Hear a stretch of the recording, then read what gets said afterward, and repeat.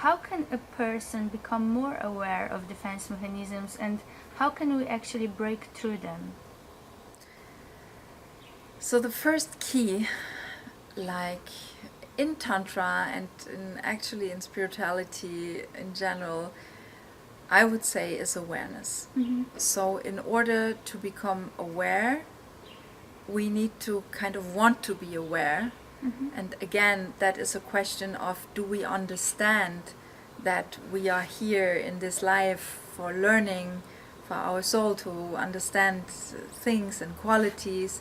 And then if we have that already understood into our system, at least most of the time, then we would say, okay, also in kind of negative felt or stressful moments, there are things to learn. And because of that, you would feel like, okay, let me try to stay and to contain also a feeling that we would normally name as unpleasant or negative. And then you would still have your light of consciousness on, or what we call awareness. It would still be like switched on, and we would see, okay, now I'm getting into the robot state. Now it's just pattern. Now it's just I'm actually just doing the normal procedure of reacting. So awareness is key. Awareness is key for noticing. And what would be one practical advice to cope, for example, with such mechanisms? There exist the specific methods, right, to deal with them, or... So a way for all of the defense mechanisms to deal with the pattern is first to become aware of them, and then to decide, do I actually want to react in this way? So it's to get out of the mechanical way, of the robot-like state of reacting, and becoming more alive, more spontaneous, and seeing that there's actually a good thing in reacting actually to that situation in that very moment, and not like how I always react, simply.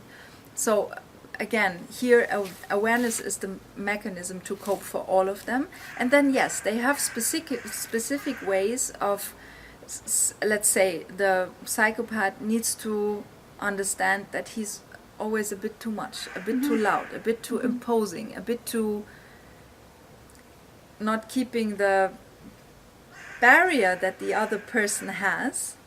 So he needs to understand, like, all of them need to relax. This is one, because that helps you to get out of the mechanism. But we need to see then as a psychopath, like, okay, I don't need to be so forceful I don't need to shoot, basically, in order to protect myself.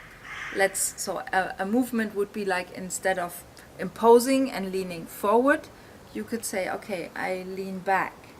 That would be like a physical movement even we could do for coping. And a rigid, for example, would need to understand that the other person actually wants to be with him or her.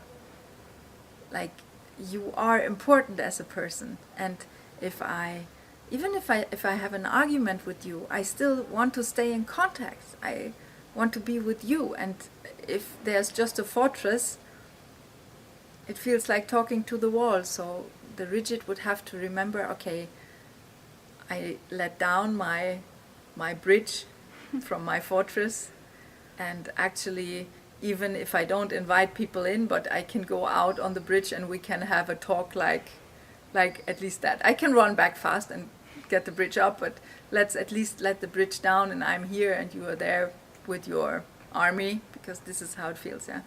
We need only the defense mechanisms is if the other person has brought an army. This is how it feels aurically. So yes, that would be like, okay, I open myself. And if that is too much, the bridge down is too much, then at least go and peek through the little shooting windows that you have in your fortress, and go peek, like, because then at least your eye is visible. You have like a gate of contact, basically. So yes. Thank you.